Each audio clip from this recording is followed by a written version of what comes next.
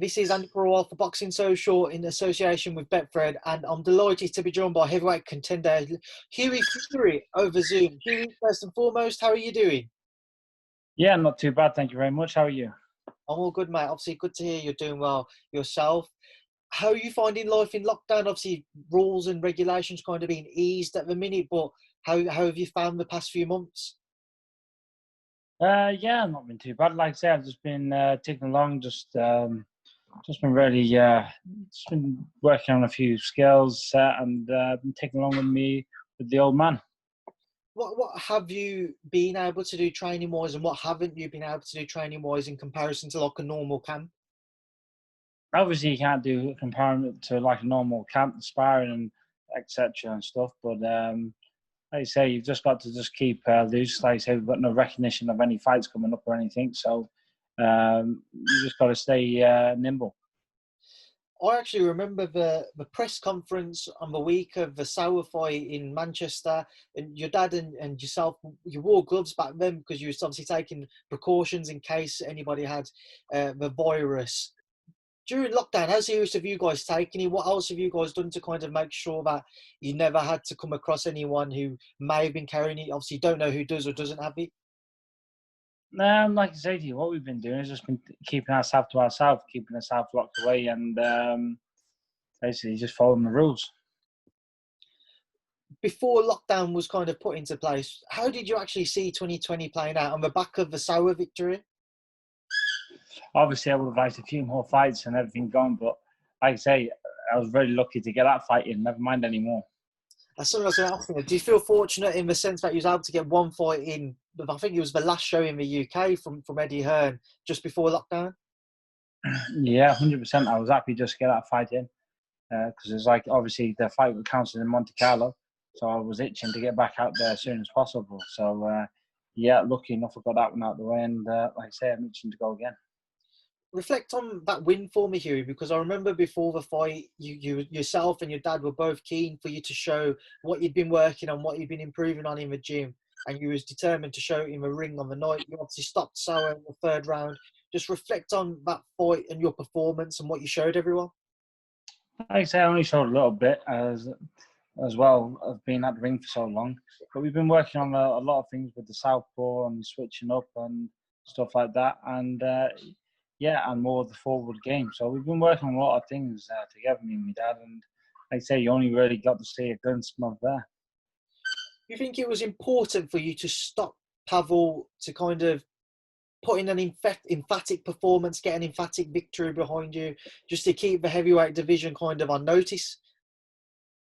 Yeah, 100%. Listen, Sauer, obviously there's different levels, isn't there? Sauer was going to get stopped either out, so it was just a matter of time.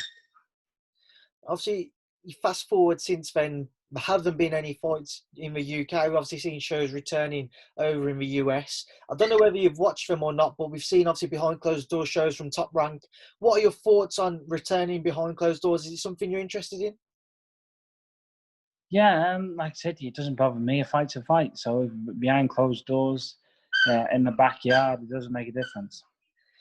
One man which is kind of, it started a very respectable rivalry between yourself and Dave Allen. I believe it was Dave at first who kind of said he'd be happy to face either you or David Price simply because other heavyweights in Britain were either occupied with other fights or wouldn't have been available. Talk to me about that. Was you surprised when you saw that Dave said that he was open to fighting you, knowing you've previously trained alongside him? It doesn't make a bother to me. Like I say, a fight's a fight. You can mention the name so we can have the fight. That's the type of fellow I am. I love fighting and I'm a fighting man. So like I say, if anyone mentions my name, obviously I can fight. So I've not been shy of a challenge so far. So it doesn't make a difference to me. I know, as I say, Dave's done some training with yourself and Peter and what have you, up north previously. What's your recollection of what Dave was like back then? If a fight was to be made, can you take anything from that time together? Like I say, it was a good few years ago. You can't really take time back from there. You can't really predict from me. I can't really predict from him. Time is time. Time goes on. People change. So, listen, all I can say about Dave, yeah, he's a nice lad. We got back on him when we was in the camps and stuff. But fighting's fighting at the end of the day. if we've got to fight, we've got to fight. And like I said to you, if he wants to fight, we can have it. It's certainly a bout which has kind of got a lot of people talking. A lot of people would be interested to see, especially as for the moment in time, we're going to be seeing UK fighters face each other because of travel restrictions and what have you. What do you make of Dave now as a fighter? How do you think a fight would play out between yourselves? Like you say, I reckon it'd be a good fight and a good fight for the fans, and I'd look forward to seeing it myself. So, like you say, if that fight did happen, it'd be good. Have you had any talks with, obviously you're both with MTK, have you had any talks with Eddie Hearn as well? Like I say to you, the fight's not really gone much further than it has on the social media. So, if the fight is going to happen, like I say, Eddie Hearn and that will get in touch with me. But like at the minute, I've heard nothing. Besides the Dave Allen fight, how do you kind of see the rest of this year going into next year playing out for yourself, given what we're going through currently with the pandemic? Like I say to you, we're lucky to get back out this year, obviously with what we're going through. But like I say, you've got to take one step at a time. You can't really predict things and say you're going to fight or whatever. You've just got to take it easy, and hopefully we'll get a fight. So which I wanted to just put past you as well. Obviously, last week we saw the announcement that Tyson and AJ had agreed to financial terms over 2 fights in 2021. Everybody's keen to see the undisputed fight if they was to come past their bouts before that. What were your thoughts though when you heard the announcement? Yeah, listen, nothing's concrete until it's concrete, is it? Into that fight. So obviously they've got to get past the opponents, what they've got to face. But like I say, it's the fight what everyone wants to see. AJ Pulev, obviously Pulev, a past opponent of yours.